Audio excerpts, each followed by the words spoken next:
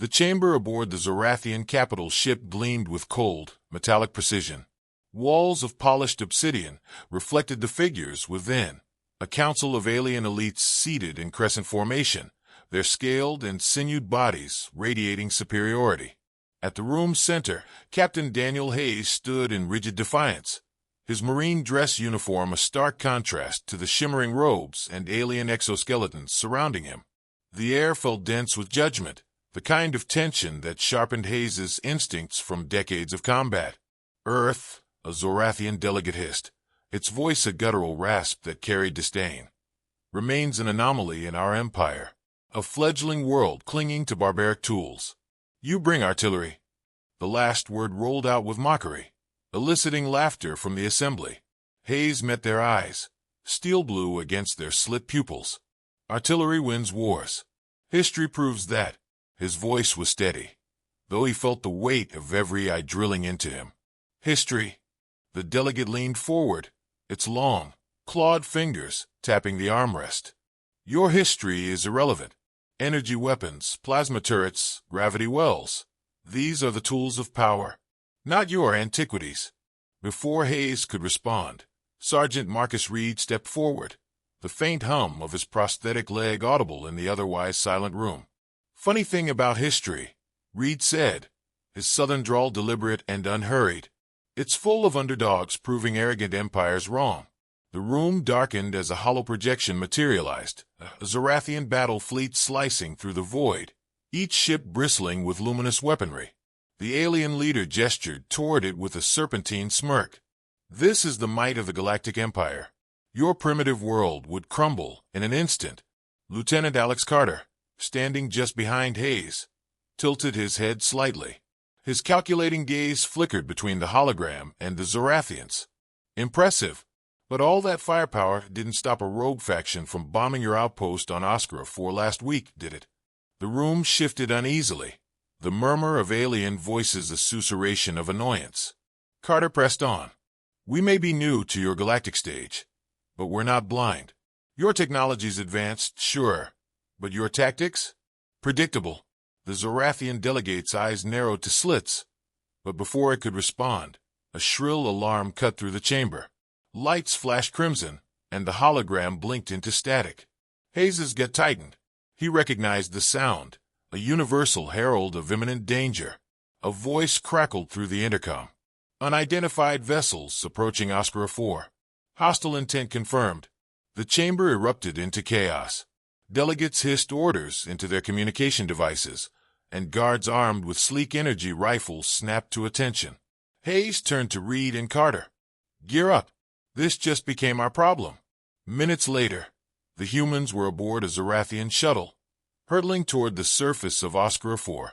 Through the viewport, Hayes could see the jagged terrain of the planet, scarred mesas and endless stretches of ash-gray desert. Above, streaks of light marked the descent of enemy ships. Reed checked the modifications on his portable targeting system, muttering to himself, These aliens think they've seen war. They ain't seen anything like us. Carter, seated beside him, adjusted the straps on his chest rig. If this goes south, our first priority is surviving long enough to learn their weaknesses. Hayes nodded, his focus sharp, and showing them what Earth's made of. The shuttle touched down on the outskirts of an abandoned Zorathian outpost. The humans disembarked quickly, their boots crunching against the coarse, volcanic soil. Hayes surveyed the surroundings. Natural cover was sparse, and the enemy would have aerial superiority. He activated his comm unit. Command to all units. Defensive positions. Let's make this count. Reed positioned a mobile artillery platform, a human-made howitzer retrofitted for off-world use, behind a cluster of boulders. He grinned as he calibrated the targeting scope. Let's see how these lizards like a good old-fashioned Earth welcome. The first wave came swiftly. Sleek, insectoid crafts buzzed through the sky, unleashing volleys of plasma fire that scorched the ground. Hayes' team returned fire, their rifles barking against the alien barrage. Carter's voice cut through the chaos. They're probing. Main assaults coming from the east. Reed adjusted the howitzer's angle. Got a cluster of M 500 meters out. Sending a care package. He fired.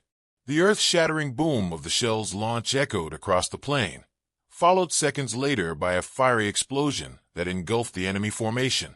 The Zorathians weren't laughing now. The second wave descended with even greater ferocity. Enemy infantry, hulking creatures clad in exoskeletal armor, poured from dropships, advancing with mechanical precision. Hayes barked orders, rallying his team to hold the line. Carter, cover fire. Reed, keep that artillery singing. Despite the odds, the humans fought with ruthless efficiency. Hayes moved like a force of nature, his rifle taking down enemies with every calculated burst. Reed's howitzer roared repeatedly, the shells devastating enemy ranks. Carter coordinated movements with surgical precision, turning the terrain into a death trap for the invaders. But the tide was relentless. As dusk fell, the battlefield was a hellscape of smoke and fire. Hayes's team was battered, their ammunition dwindling. Still, they stood their ground, defiance etched into every movement. Reed loaded another shell into the howitzer, his hands shaking from exhaustion. "This thing's seen better days, Captain.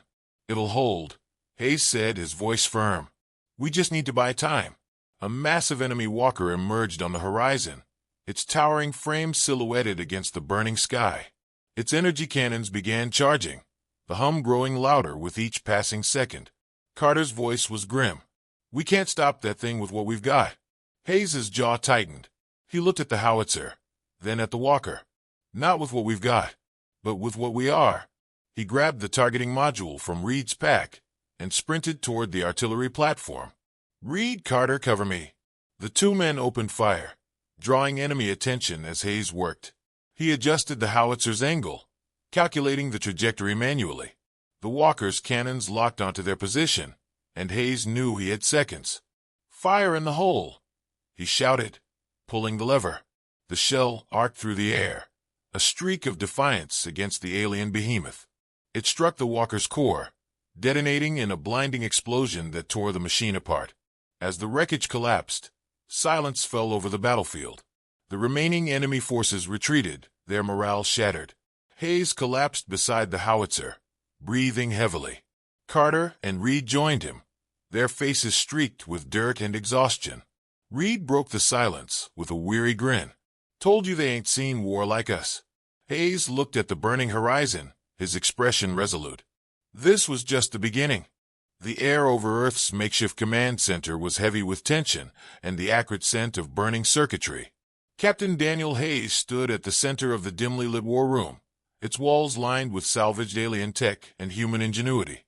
Maps and schematics cluttered every surface, and the faint hum of a jury-rigged power core filled the silence.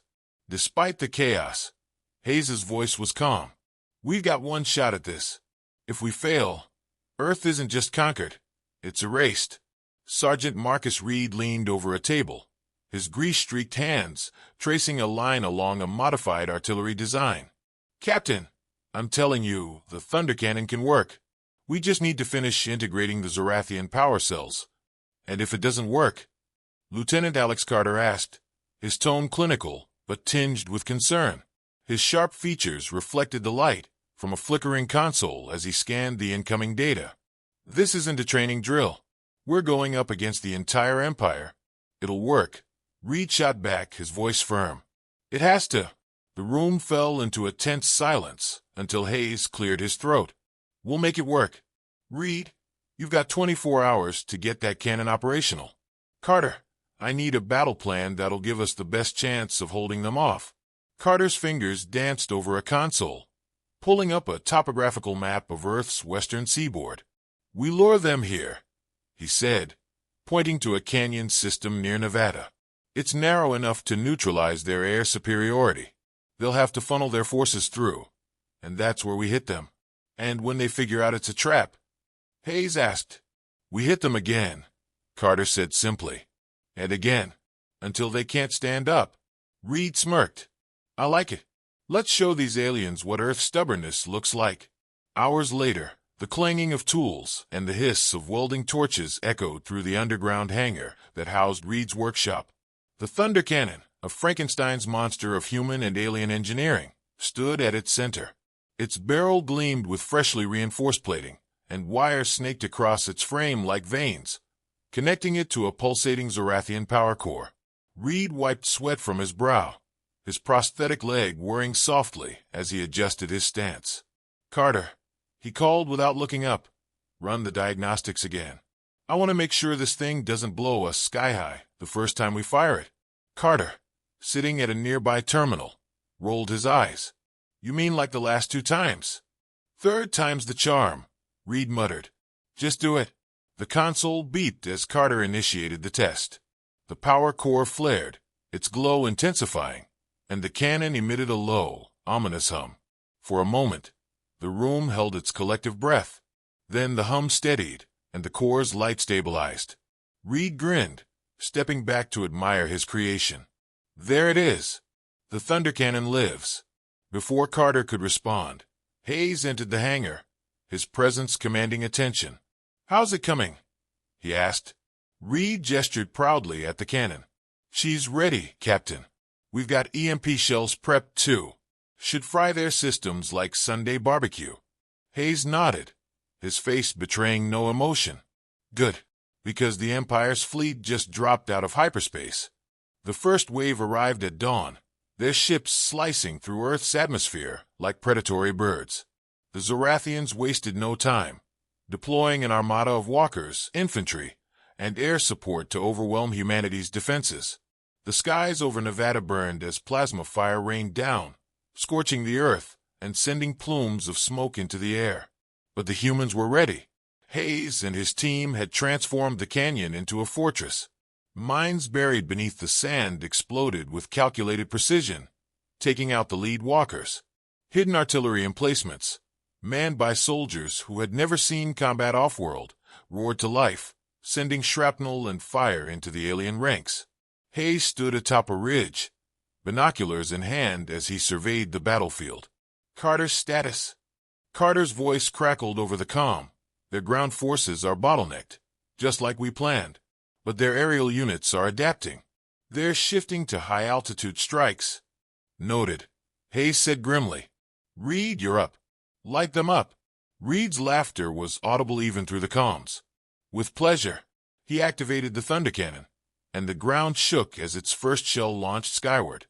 The EMP blast detonated mid-air, sending a ripple of electric blue energy across the battlefield. Alien ships sputtered and plummeted, their systems fried. Cheers erupted from the human defenders, but the victory was short-lived. From the rear of the enemy formation, a massive Zorathian command ship emerged, its hull bristling with weaponry. The ship began charging a weapon, a glowing orb of energy that grew brighter with each passing second. "They're targeting the ridge," Carter shouted. "Reed, reload." Hayes barked, his voice cutting through the chaos. "I'm working on it," Reed yelled back, his hands moving in a blur as he prepped the next shell. This thing wasn't built for rapid fire. The Zorathian weapon fired, a beam of destructive energy ripping through the ridge. Hayes dove for cover as the blast obliterated a section of their defenses. Dust and debris filled the air, and for a moment, it seemed as though all was lost. Then, through the haze, Hayes's voice rang out. "Get that cannon online now." Reed gritted his teeth, slamming the final shell into place. "Ready to fire." "Carter coordinates," Hayes ordered. Carter's fingers flew across his console, locking onto the command ship's power core. "Marked. Sending data now." Reed adjusted the cannon, sweat dripping down his face. "Firing in 3, 2, 1. The thunder cannon roared, its shell streaking toward the Zorathian ship. The impact was instantaneous, a blinding explosion that tore through the enemy's flagship. Shards of alien metal rained from the sky as the ship disintegrated. The remaining Zorathian forces faltered, their command structure in shambles. Hayes seized the moment. "All units, push forward. Take them down." As the humans surged, driving the aliens into retreat, Hayes allowed himself a rare smile. He looked at the smoldering wreckage of the command ship, then at his team. "One battle down," he said quietly. "But the war's just begun." The air was electric with anticipation as Earth's defenders gathered at their final stronghold, a fortified plateau overlooking the Nevada Canyon. The battle-scarred thunder cannon stood at the edge, its barrel pointing defiantly at the horizon. Captain Daniel Hayes paced along the line of soldiers, his voice carrying over the steady hum of preparations. "Listen up," he barked. "The Empire knows this is our last stand. They're bringing everything they've got. But we're not just fighting for survival anymore. We're fighting to show them we're not prey. We're predators." His eyes swept the ranks, meeting the determined gazes of men who had faced impossible odds and endured. "Let's remind them why they should fear us." Sergeant Marcus Reed leaned against the cannon, his hands smudged with grease as he made final adjustments. "I've reinforced the chamber, Captain. She can handle one more experimental shell, but after that she's done. Might take me with her, too." Hayes nodded, clapping Reed on the shoulder. "Then make it count." Lieutenant Alex Carter stood by a tactical console, his sharp mind already dissecting the enemy's likely approach. "Recon reports their fleets regrouping. They'll come in waves, scouts first, then heavy ground units. The flagship will hang back coordinating. That's our real target." "And what happens when the flagship gets wise to us?" Reed asked, adjusting a wrench. "We make sure it doesn't get the chance," Carter replied, his tone as cold and precise as the strategies forming in his head. The sky darkened with the approach of the first wave, sleek Zorathian fighters streaking across the atmosphere, their energy cannons glowing ominously. Hayes grabbed his rifle and took his position, shouting into his comm, "Hold your fire until I give the signal. Let them commit first." The alien crafts descended, releasing swarms of infantry and walkers onto the canyon floor. Plasma fire lit up the battlefield, carving jagged scars into the earth. The human defenders held their ground, waiting as the enemy forces funneled into the narrow pass. "Carter," Hayes said, watching the unfolding chaos through his binoculars. "Give me something." Carter's voice came through the comm, calm and steady. "Read fire coordinates incoming. Target the center column of walkers. Let's bottleneck their advance." Reed grinned, adjusting the cannon's sights. "You got it." The thunder cannon roared, the EMP shell screaming across the battlefield before detonating in a crackling wave of energy. Walkers seized mid-step, their systems fried, and infantry scrambled as debris rained down.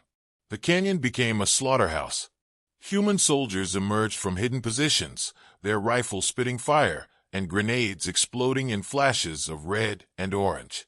The Zorathians pushed forward, their superior numbers threatening to overwhelm the defenders.